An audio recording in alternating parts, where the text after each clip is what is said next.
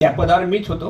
म्हणजे आता कायद्यानं बदललेलं नाव आहे ते परीक्षा नियंत्रक. हे 16च्या कायद्यापूर्वी परीक्षा नियंत्रक पद होतं.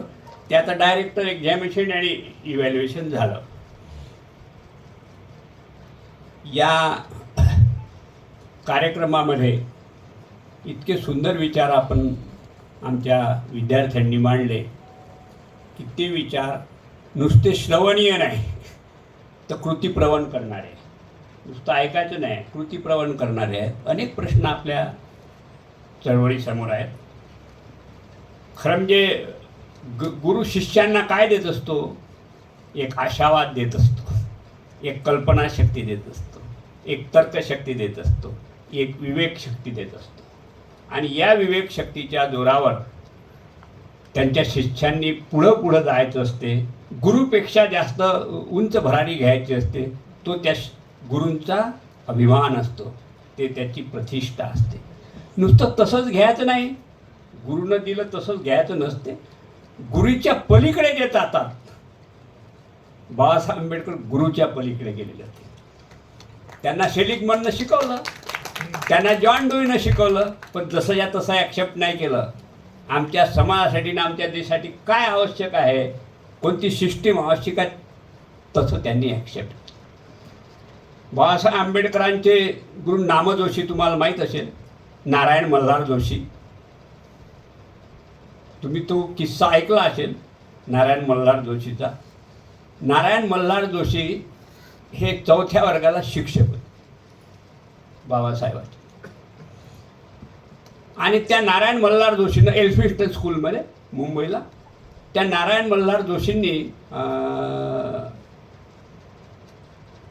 एक होमवर्क दिलं होतं विद्यार्थ्यांना. दुसऱ्या दिवशी विचारलं की कोणी होमवर्क केलं, तर कोणाचे हात वर झाले नाही. आमच्या वेळेस हात वर करण्याची सिस्टीम होती, या सरची नव्हती. ज्याला येते त्यांना हात वर करायचं होतं, बरोबर आहे ना? हां, तर एकच हात वर आला, बाकी कोणाने? ते बाबासाहेब आंबेडकर होते. मग त्यांनी असं म्हटलं की हा जो विद्यार्थी आहे याला जिथे आता एक मी नवीन प्रमेय सांगतो, म्हणजे नवीन सिद्धांत सांगतो. ते ब्लॅकबोर्डवर नवीन सिद्धांत त्यांनी लिहिला आणि हा कोणाला सोडवता आहे ते समोर या एकही निघाला. बाबासाहेब आंबेडकर मागे बसले होते, कारण अनटचेबल होते, अगदी मागे बसलेले होते. मागे बसलेले लक्षात ठेवा, ते हुशार असतात.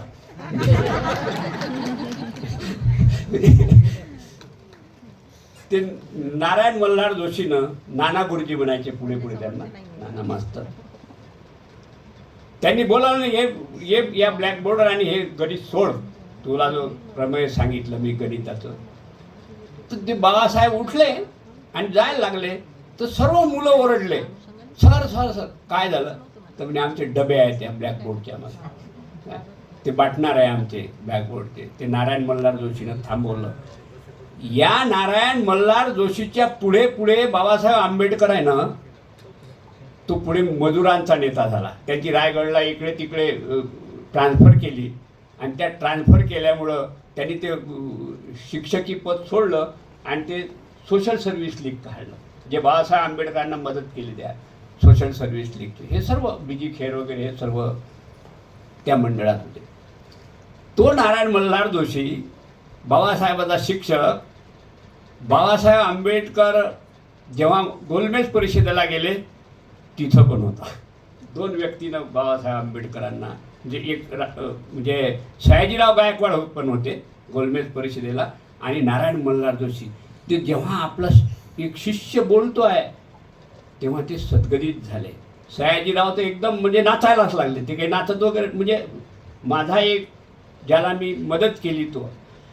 त्याच्यामुळं काय असते, विद्यार्थी जेव्हा आपल्यापेक्षा मोठा होतो त्याचा आनंद आम्हाला गुरु लोकांना, शिक्षक लोकांना होत असतो. हे सर्वांचंच आहे, सर्व शिक्षकांचं तसंच आहे.